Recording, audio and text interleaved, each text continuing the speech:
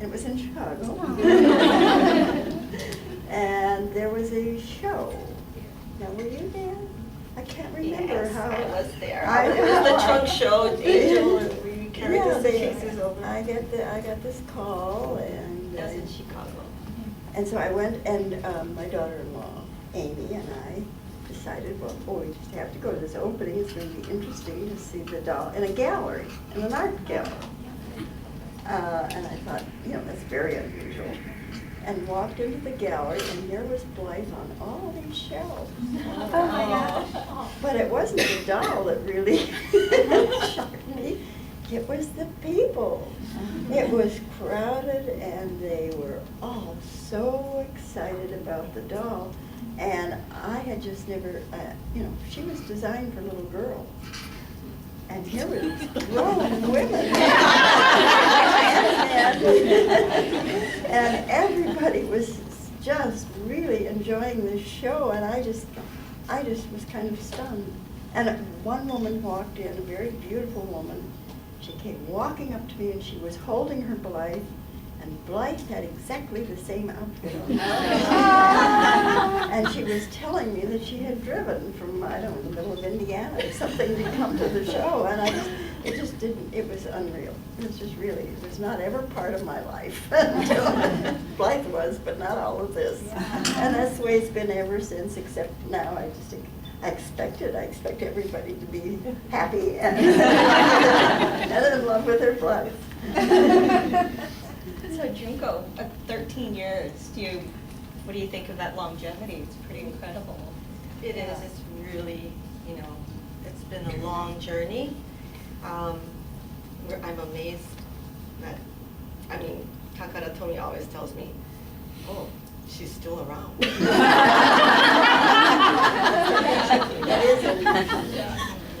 But I wanted to say that a few years after we started, it was really important to us to really research and find out who designed Blythe, because we did not design Blythe. Gina did not design Blythe, but there was somebody that did. Yeah.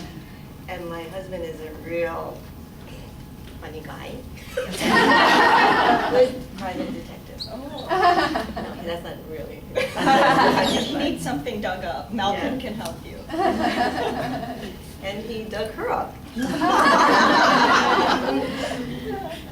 And then that's actually how she found the Chicago show, and that's when we first met. And then we went on a date. And she took me to the Art Institute. So yesterday we went on another date. She took me to the Seattle Art Museum. So we always go on art dates. And I learn a lot from her, from just how she thinks and how she sees things, and why those things all connect. And the development and the creation of something that can be phenomenal all around the world.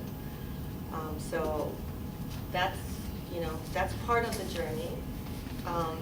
And it's 13 years is a long time. Many things happen. Like you say, things evolve, things change, and we'll see. Yeah, what happens in the future. Mm-hmm. One of the myths out there that's circulating is that Margaret Keane had something to do with Blythe. Oh, yeah. So, That's- enlighten us. I don't often look at Wikipedia, but once I did. And there was an article or a statement about my inspiration, and it was decided, and I don't know where or how it could have ever been decided, that the Keane drawings, I don't know how many of you are familiar with them, but they were very popular in the 70s. And they were children, but they were all little lost waifs. They were all little orphans in the storm, and they had these huge eyes, and most of the time they were tears, and they were miserable. So when I read that, I was really upset, because no way was Blythe ever influenced by these miserable little orphans. She was a sparkly, withered girl, and that's what I I made it clear to everybody, more Betty Boop than She's a modern woman, not a sad orphan. We just wanted to make that clear.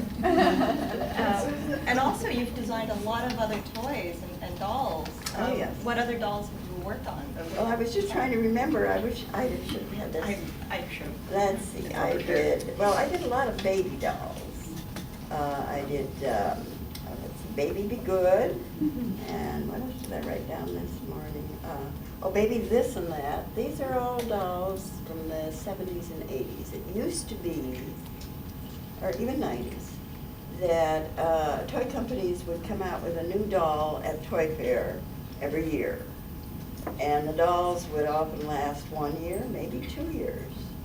Barbie was the only one that kept going and going and going. But I did make one, Baby This and That. She was good for about 8 years. And let's see, Don't Cry Baby, Baby This and That. Holly Hobby, now there were thousands of Holly Hobbies, all different kinds, soft bodied, hard body. I did one version that was, and I can't remember, I was just, as I said, I looked at my book before. We'll get this up on Wikipedia too. Which toy company I did, it was probably Hasbro, very likely Hasbro. One of the last dolls that I did, maybe you know Mary Engelbright? And I did her, there was a small, a little smaller than this, about so, plastic, hard body doll, not a soft body doll. They came with little sets, little vignettes. There was a Mary Engelbright doll with a little story about being in the pet shop. And in fact, Hasbro's kind of picked that theme up and is now using it. And I think Hasbro made the Mary Engelbright dolls too. One that was in a bakery shop, one that was in a flower shop. They were all little businesses, and but all taken from Mary Engelbright. Women with profession. Right. So there was veterinarian, the baker, the grocer, the florist, the gardener, and that was one of the last And then you sets. also designed. Oh, this is Wicked Witch. I hadn't seen her in ages. She's taken. Here we go. But her, yeah, her eyes light up, and she has green hair. We know her as Emerald Witch as well. Yeah, Emerald Witch. Yeah. You're right. It was Emerald Witch. My name was Wicked Witch.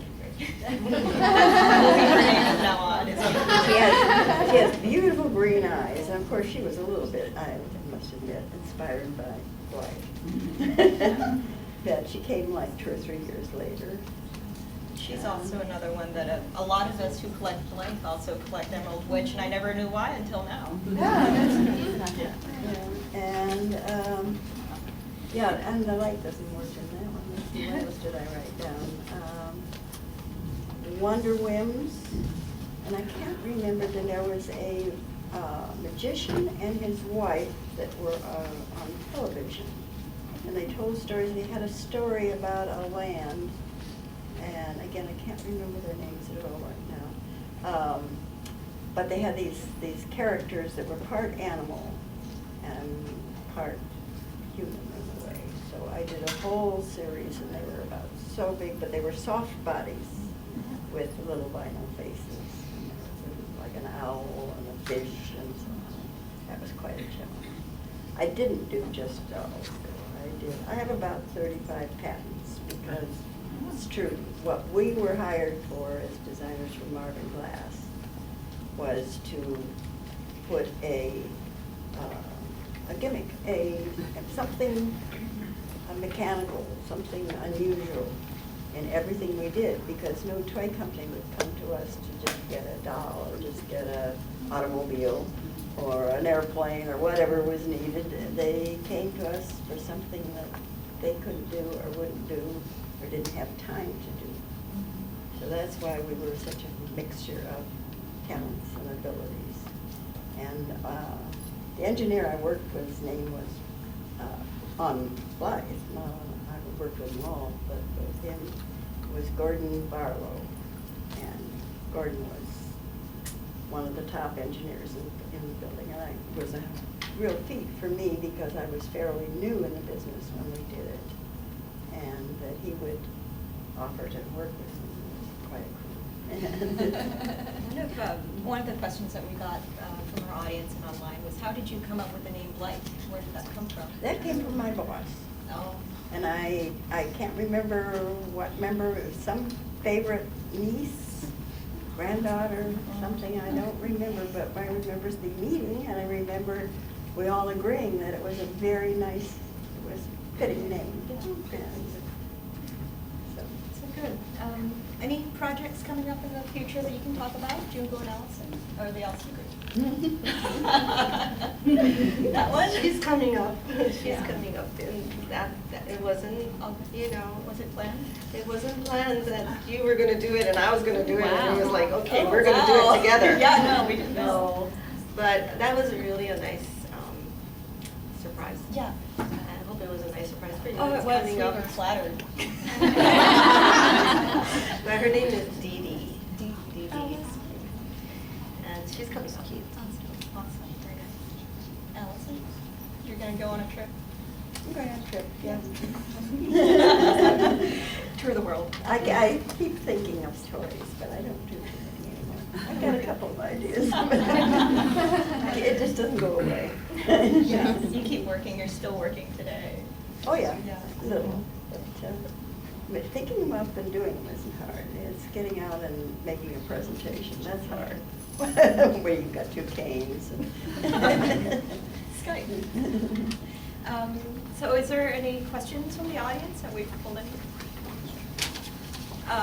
So my question people now will be writing it up. So,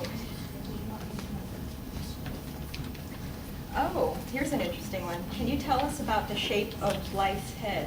Why is the back flat? Or like so the shape of her head. Well, I would suspect that it just had to do, I mean, I don't really remember that being a discussion, because we were, in doing the head and the face, the size and the shape, it all had to do with mechanics.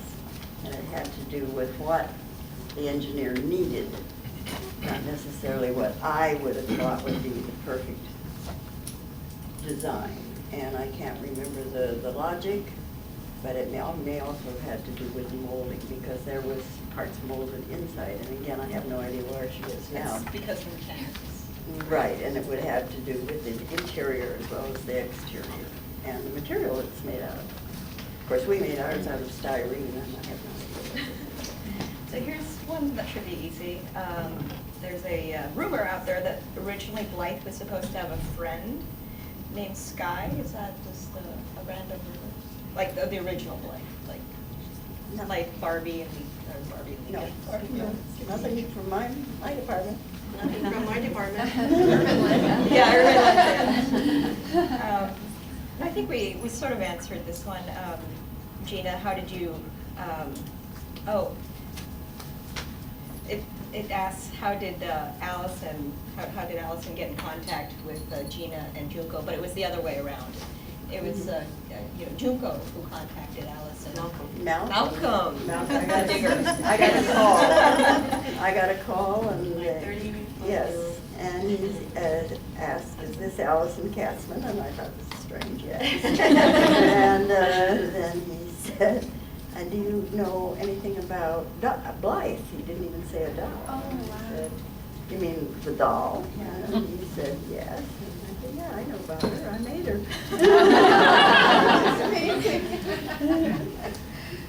Here's another interesting one, probably from a male member in the room. When are you planning to release a male Blythe? Yeah,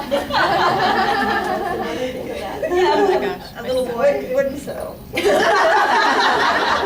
was that? There's the answer. I don't know. My son wants one. We can always sand off her chest. It's all the same.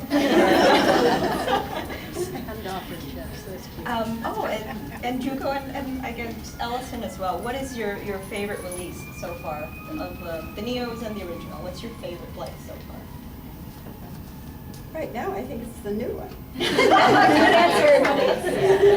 No, I love her, the hair, the little one. I think Allison's talking about the MIDI because she's never seen it till today. I mean, yesterday when I gave it to her, because beauty was, you know, it's something that we thought up, and that it's still relatively new, and she likes it.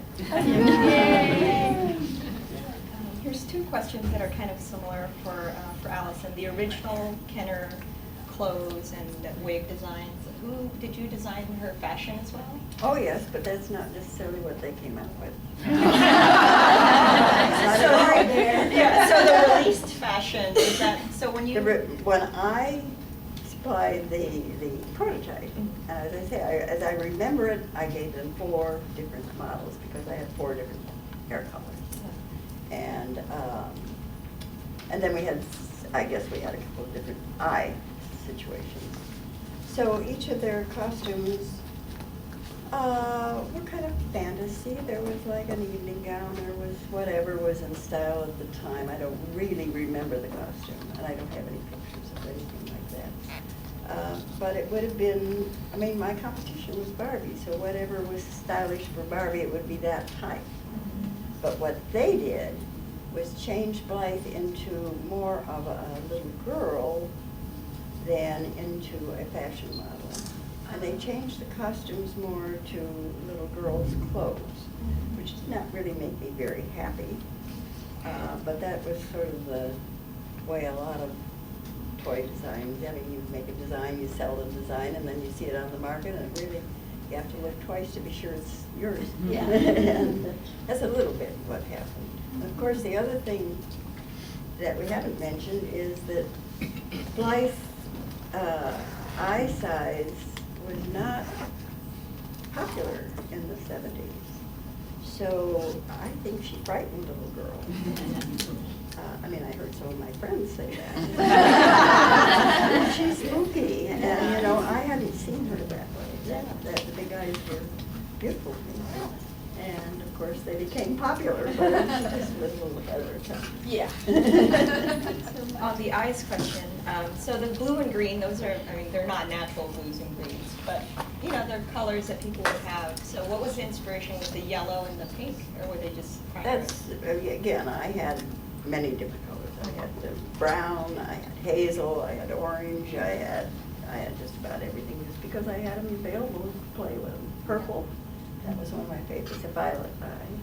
In fact, it seems to me, didn't we have a couple? These are all Violet? colors. Yeah, yeah. And we have a Lika fan here asking, when are Lika bodies going to be coming back? With their bendy arms. We had, I mean, Lika's body was available, Mm. and that's why we used it, because we didn't have enough money to make the body that was part of the vintage, the body that Allison had designed. So she was just, the Lika body was just temporary until we were able to get enough money to make the body. That is true, But, because the current body is more in line with the traditional Yes. Kenner body. Mhm. Yeah. And then, you know, the knees would click. So, I don't know, you guys like the Lika body? Yeah. I love it. And this is, again, it's gonna be a little political, because internal in the company that we use for the manufacturing, which is Takaratomi, and they have different divisions, and the Lika division is separate from the Blythe division. And if the Lika division feels like, no, I don't wanna lend you my body. Use their body. We'll buy Lika's and then take the head. Yeah. I think a lot of people like it because there's a wire in the arm, Mhm. and it's a little more, you know, action figure. But, you know, it has come up, and it's, you know, when we can get them to do it. Yeah. You know, there are many things that it's on the table. We just have to work with the manufacturer and the factory. And they- Lika's very big, so Yes. what they want, they get. So, you know, it's just a matter of timing and, you know, And the right this- people you're talking to. This should be an easy question. Why is it, okay, is it possible for Blythe to be distributed in North America? So what are sort of the rights, like, why can't you sell to us? We're angry. Buy on eBay. Well, distribution is done by Hasbro. Mm. In outside I'm not a distributor. I don't distribute. We are retailers though. We do have a store in Japan and we have to buy as a retailer. We don't get any breaks. And I have to emphasize that. We get really no breaks at all. And for distribution, I think there has to be a certain number for distribution in America and Europe. The numbers that the distributor wants, and it's big. So in Asia, there's Asia and there's Japan, and Korea is part of Japan right now. So our distribution for our country is done by Takara-Tomy because they can do it. They have the network. The distribution in Asia is done by Hasbro, and they are located in Hong Kong, and they distribute to the different countries in Asia, which is Taiwan, Thailand, Singapore, Hong Kong, China, Malaysia. Australia is not part, well, they can. I don't think they don't do that yet. Again, there has to be the headquarters in each country has to take the order. Yeah. They need the retailers Yeah. to put in the order. Yeah. You know? So I think people are out there are very confused about what CWC is and what Junie Moon is, and they're completely separate businesses. Yes. So you from CWC, you're the artistic directors. You give the direction of I want the doll to look like this. You come up with a design, and then Takara-Tomy produces it. There's a factory in China. So after you design it, it goes to them and they produce it. The process is, Yeah. So CWC, we have the contract with Hasbro to make the doll, and we have had the contract from the beginning, but contract changes, according to the person who owns it. Yeah. And we don't own Blythe.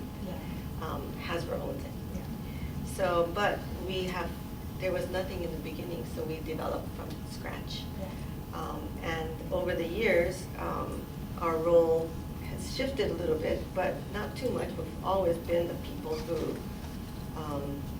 create each style from scratch. And Takara-Tomy are the ones that take our design. Sometimes we go as far as the complete prototype. We might actually do this whole, with this one we did the makeup in-house. Oh, wow. Yeah, and then gave them the customized doll. Wow, that's a lot of work. It's a lot. And then also we have, our house, in our house we have several bedrooms, and each bedroom is a different, Oh, you're talking about your literal house? No, it's Okay. a CWC, Gotcha. it's like our house. Gotcha. And it's all girls. We don't have any guys except for my husband and my 2 sons. Oh. And we all help each other. And we do sewing, we do the sewing, we do the customizing. Wow. And we do all of that to prepare each doll that would come out. And then Takara takes it, and then they have to get a pattern made in China, or we have to get a Chinese prototype. A Japanese prototype is the prototype that is your wish. Your wish list. Yes, this is the way we wish it will look. And then the account goes through it and says, this is too expensive. Then Takara takes it and then take it to China. And then the Chinese factory will make their prototype, and it'll be like Allison said. Is it the same doll? I don't remember that one. Yeah. And then so we have to, select all the fabric, and then this is the fabric we want to use, but they send us other kinds of fabric. Yeah. And finally we find the fabric. And then they say, oh, sorry, sold out. That's hard. Because you need, yardage. So when people are kind of upset that Junie Moon cannot sell to Seattle, it's not really Junie Moon, because you're just a retail store. We're a store. You have to buy from the distributor, just like every other store. But a distributor, yes, we buy all our everything from the distributor, which is Takara-Tomy. And so we set up a store in order to to raise funds to do this business. Because the funds that we receive has to we have, what, 15 girls. And they're all young, it's a range. Yeah. You know, and so we work as a team and we raise our own funds and we make the doll. And so Junie Moon is like fundraising. And so yes, we have to buy it, but we do now have online shopping, and if it's individual sales, we are allowed to do that, but we are not allowed to distribute or sell in bulk. Yeah. So to help out Junie Moon's fundraising, next time a release come out, please buy it from the Junie Moon website so they can continue designing their wonderful dolls. And is there anything else you guys would like to add? We might open it up for autographs now since anything? Good to have you. We'll be down at the bar in half an hour. But this was wonderful. Thank you again, everybody.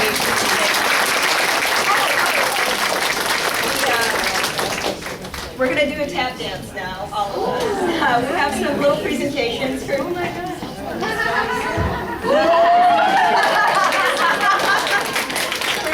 Junko and for Allison. We just have some little gifts. Oh, thank you very much.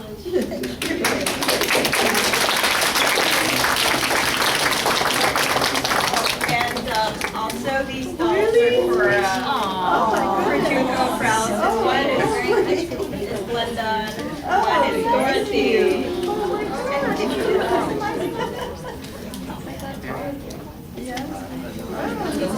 I'm just quick.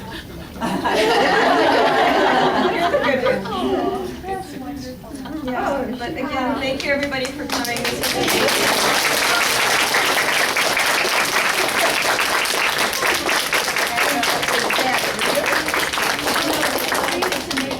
Okay.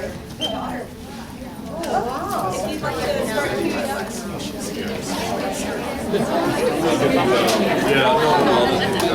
Yeah.